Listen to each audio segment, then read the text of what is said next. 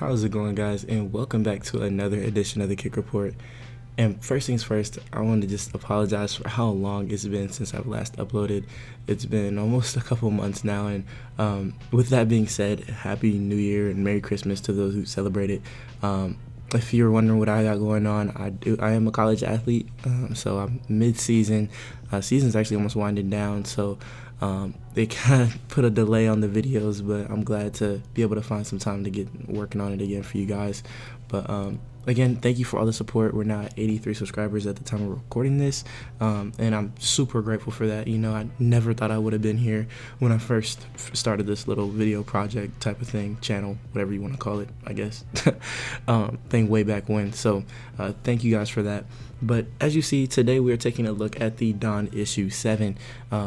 This shoe has come out, it's been out for a while. You know, it originally came out July 19th of 2025, and it's been semi-popular, which is, it's really in that weird spot between being like a top worn shoe and like a back rotation type of shoe. And I feel like that kind of shows when you look at the kick stats. First of all, shout out to Kick Stats for having this information available, basically being able to tell me how much people are wearing this shoe on a professional level on the court. So for the D.O.N issue 7's 4,471 minutes logged as of January 6th, which is the day I'm recording it. Lord knows when this video is coming out, so please forgive me if it's like late January. Forgive me. But anyways, obviously Donovan Mitchell's wearing the shoe, and I guess the only other household name that many people would know is VJ Edgecombe. So not that many people are wearing it on the NBA level. I mean, it's still popular, but I see it more in college.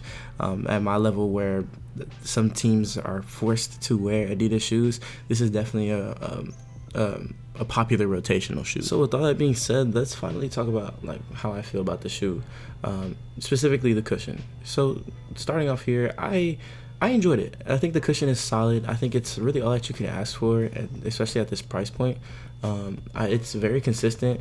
I will say throughout I feel like it's a trend with Adidas shoes, but I don't feel much like arch support. It kind of felt flat at times, and I find myself having like to pound my heel on the ground because my foot, since it was so flat, my foot would slide straight to the front of the shoe.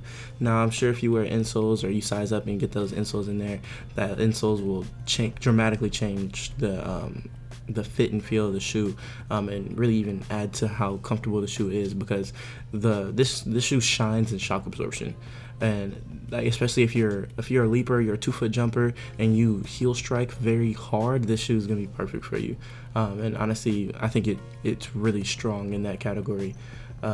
I will say as well, wearing these, I wore these for like to start off my season, and I wore them for about practices and games for about maybe 2-3 months.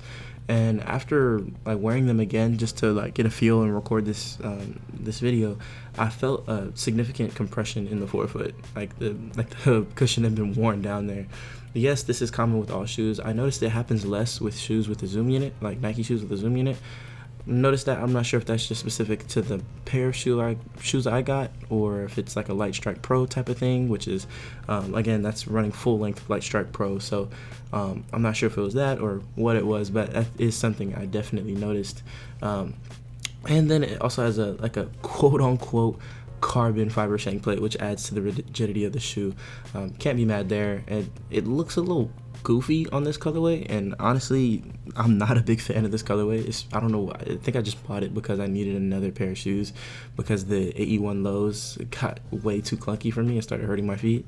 But I think there's definitely some rigidity there. So you'll see that quote unquote plastic or quote unquote carbon fiber shank plate on the bottom of the shoe, kind of adding to the structure, and it's nice because you notice that the forefoot of the shoe is very malleable, and it'll bend a lot, but and the back has a very good heel strike protection, and then the middle kind of stays rigid. So I definitely don't mind that there, and they did something good there. And that takes me to fit and feel of the shoe.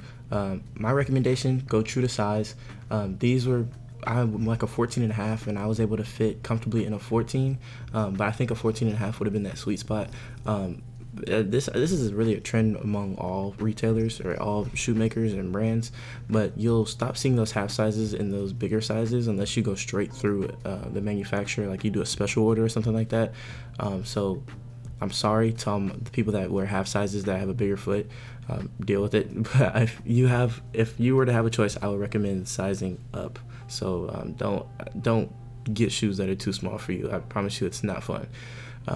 But yeah, so there's good lockdown. What's funny is I actually, when recording this video, I realized that there were extra eyes. I don't know why Adidas didn't loop the laces through the extra eyes at the top of the shoe, because I was like, man, why are these laces so long? It was like getting caught underneath the shoe and everything. But I actually realized that there was an extra set, so being able to like lace it up the right way helped with the lockdown, and I think that prevented my foot from sliding so much. But you'll get a little bit of foot slippage inside the shoe. Nothing that'll like make you not want to wear the shoe, but it's definitely something you notice. Yeah, definitely not mad at the fit and feel, but just some things to stay aware of. And to end the positivity train, let's talk about the traction. When I first got these, I actually liked the traction. I was like, oh, cool little circular pattern, grips well. And then they stopped cleaning the court every day before our practices, and I noticed how these shoes were on a dusty court. You can see here, even just holding the shoe up to the camera after this limited hoop session, you can see the dust that it picks up, and that dust is not easy to wipe off. That will stay on your shoe, and I noticed that it really hurts the bite of the shoe, so it makes the grip really inconsistent. I'm really big on that. Like I plant really hard, and like especially on defense, I really rely on my shoe's traction to be able to help me make the moves that I make. So I think that's where the grip is really hurt. So that's definitely something to keep in mind if you're a LA Fitness hooper and you're just looking for something that needs really good grip. I'd honestly look in the other direction. I think the AE2s are much better. Even the AE1s are much better in the grip department. But I think it's good for what it is. If you're hooping on a semi-clean court and you're a high schooler or something like that, with a reliable court, go for it, because I think in the Adidas lineup, this is one of the more malleable shoes, one of the shoes that'll really give you a good court feel of any shoe that they make. So it suffers because of the lack of bite, but overall it's not terrible. It's doable. All right, and let's talk about like the materials of the shoe. So honestly, there's good quality for a $120 pair of shoes. It's up to par with the AE1 low. Again, the laces were something that I had to realize, so make sure that you lace these shoes all the way up. I have a habit of, like, my friends make fun of me for it, my teammates do, but I really tie my shoes tight. I choke my shoes, so the laces do get a little floppy, but there's a cool little zipper mechanism. Side note, that has nothing to do, like, it really won't close up the shoe anymore. It won't make it feel dramatically different. If you remember, like the PG4s, I believe, the Gatorade ones, those are the ones I had, like that zipper that was on those, it's kind of like that. Like, it's, to me, it's literally something that just holds the laces in.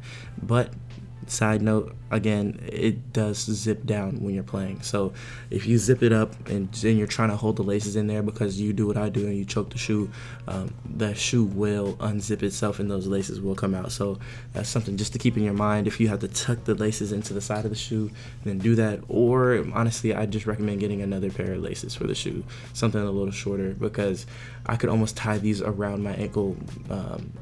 Throwback, if you ever did that, I could almost tie these around my ankle with how long the laces are. So that was a little disappointing for me. But overall, good materials are used in the shoe. I love the padding around the ankle. I think they did a great job here, and I really hope and wish that they take this and put it in really all their shoes. The padding around the ankle was really like one of the stars of the show. It made my Achilles feel like snug, and it really helps with the heel lock. I had no problem with my heel slipping out of the shoe or anything like that, just because of that padding there. And when I did heel strike, it added to how comfortable it was. In the forefoot, there's like a wrap, and it's like a more tougher, a more durable mesh material, and that holds up well. It's very durable.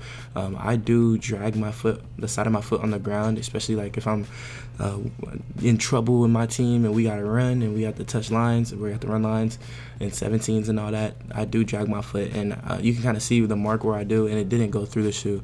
Usually within a couple of months I will completely like rub through the shoe because of how much I drag my foot, but these didn't succumb to that issue, so definitely very pleased with that.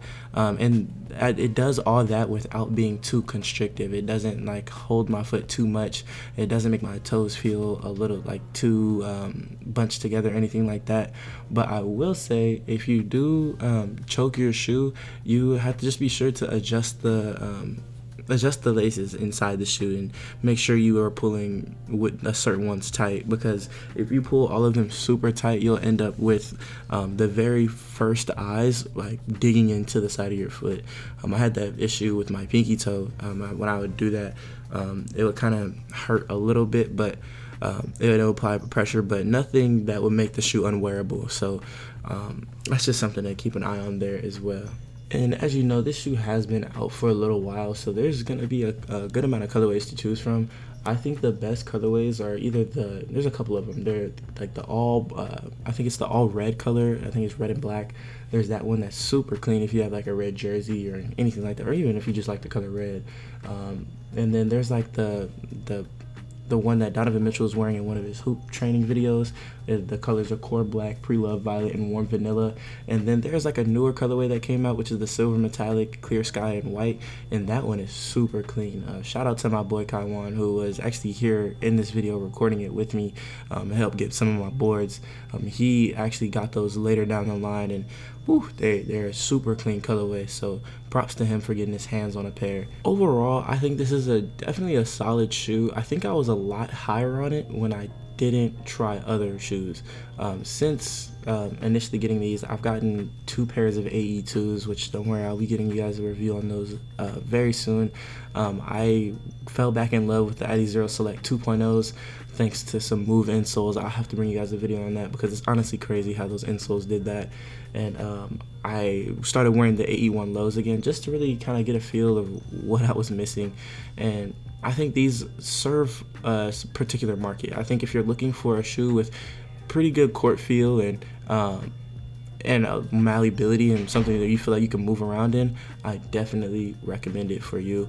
I think this shoe really excels in that department. I think it does. It gives. I think it's the most malleable shoe and most bendable shoe, and especially in the heel strike department, out of any shoe in the Adidas lineup. So definitely not a bad route to go. Now here comes the fun part: rating the shoe. Now, initially I was gonna give this shoe, I think it was like a 7.8, but I think when respecting that how this is like the only shoe in Adidas lineup that is like the way it is and how it's soft and comfortable like that, I think I'm gonna bump it up to an 8.0 even, getting a B grade. I like these shoes. I think the colorway I had was not good, but there are some good colorways out there still, some pretty clean ones. Also take into note, not all shoes are going to be the same. So when you go, if let's say you look at this like, oh, I'm not a fan of the color, I'm just going to get a different color. He said the grip wasn't good. There is a chance that if you get like a white color or something like that, the grip will be much better because they use different like materials and stuff like that in the compound of the traction. So that's something to keep in mind as well. And we're not playing on the same court. So take those things into account when you are choosing another pair of shoes to hoop in, or if you're just wanting to know the information for fun. But I did enjoy these. I'm not wearing them currently. I will say that I'm wearing the AE2s over them especially because I have 2 pairs of them. So I'll be sure to give you my thoughts and how these 2 shoes compare in the future. But yeah, I definitely cannot complain. But overall, I just want to thank you guys again. That's going to do it for today's video. I just want to thank you guys again for just being so patient with me. I see you guys have been super active on the running shoe videos. I'll be sure to get you guys something very, very soon. Working once it warms up, I will be sure to get something for you guys. But again, thank you so much for your continued support, and I will be sure to keep you guys posted, and be sure to let me know if you have any feedback from me, anything you guys want to see that I haven't talked about already, any questions or anything like that. I'll be sure to be active down in the comment section below for you guys. But that's gonna do it again. I appreciate you all for sticking around, and I will catch you guys in the next one. This has been the Kick Report.